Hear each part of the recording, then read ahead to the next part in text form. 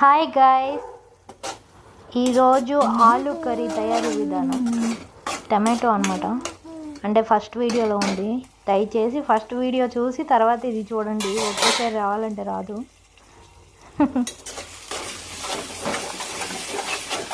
అది కొంచెం బాగా స్మాష్ అవ్వాలి.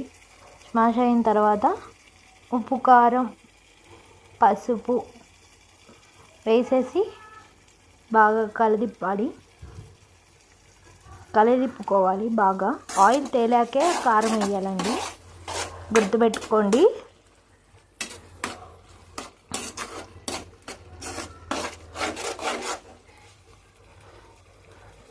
అలా దగ్గరికి అయ్యాక ఆలు వేయాలండి, చిన్న చిన్నగా కట్ చేసుకొని. అది బాయిల్ది కాదు, నార్మల్గా కట్ చేసుకున్నవి కట్ చేసుకొని అలా వేసేయాలి. వాష్ చేసుకొని కలిదిప్పేసేయాలి మొత్తం. అలా కలిదిప్పేసి మూత పెట్టేసుకోవాలి. తర్వాత కొంచెం చిన్నులపై కొంచెం జీలకర్ర దంచుకోవాలి, కచ్చా పచ్చాగా దాంట్లో వేయాలి.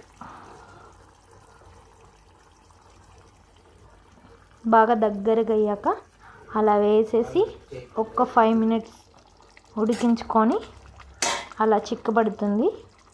చిక్కబడ్డాక ఒక 5 minutes ఉంచి దించేసుకోవడమే. ఆలు కర్రీ రెడీ. ఎవరికి రాదో వాళ్ళు ట్రై చేయండి.